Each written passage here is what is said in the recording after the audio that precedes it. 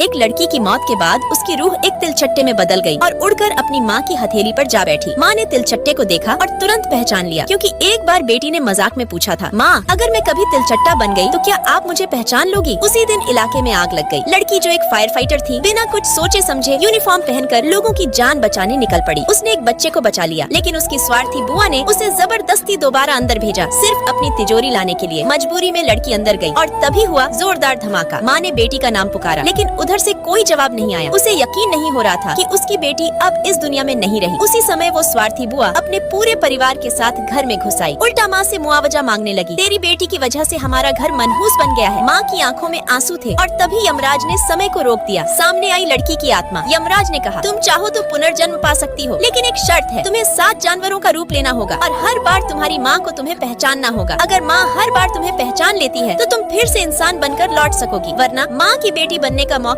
हमेशा के लिए खो बैठोगी। यमराज ने लड़की को एक जादुई डोरी दी और उसकी पहली जिंदगी शुरू हुई एक तिलचट्टे के रूप में। जब वह उड़कर माँ की हथेली पर जा बैठी, माँ ने बिना झिझक उसे पहचान लिया। माँ ने उसके लिए एक छोटा सा घर भी बना दिया, लेकिन तभी बुआ का बिगड़ैल बेटा वहाँ आ गया। उसने बिना सोचे समझे उस पर कीटनाशक स्प्रे कर दिया। तिलचट्टे के रूप में लड़की वहीं ढेर हो गई। माँ का दिल एक बार फिर टूट गया। दूसरी बार लड़की बनी एक कछुआ। हैरानी की बात ये थी कि माँ ने फिर से उसे पहचान लिया। इस कछुए की पीठ पर जो निशान है, वैसा ही मेरी बेटी की पीठ पर भी था। उस आदमी ने बिना पैसे लिए कछुआ माँ को दे दिया। अगले दिन बुआ फिर से घर में आ गई। इस बार भी ताना मारते हुए बोली, जानवर पालकर क्या मिलेगा? तीसरी बार लड़की एक प्यारी सी बिल्ली बनकर आई। माँ ने उसे देखा और फिर से पहचान लिया, लेकिन तभी बुआ ने माँ को बुरी तरह से मारा। ये देखकर लड़की फूट फूट कर रोने लगी। वह अपनी माँ को इस हालत में नहीं देख सकती थी। अब वो एक कठिन फैसला लेने के कगार पर थी। तभी यमराज प्रकट हुए। उन्होंने बताया, अगर तुम रस्सी तोड़ती हो तो कुछ देर के लिए इंसानी रूप में वापस आ सकती हो, लेकिन तुम्हारी आत्मा हमेशा के लिए बिखर जाएगी। फिर कभी भी इंसान का रूप नहीं ले पाओगी। पर अगर चुप रही तो माँ को और दर्द सहना पड़ेगा। पार्ट 2 के लिए कमेंट करें।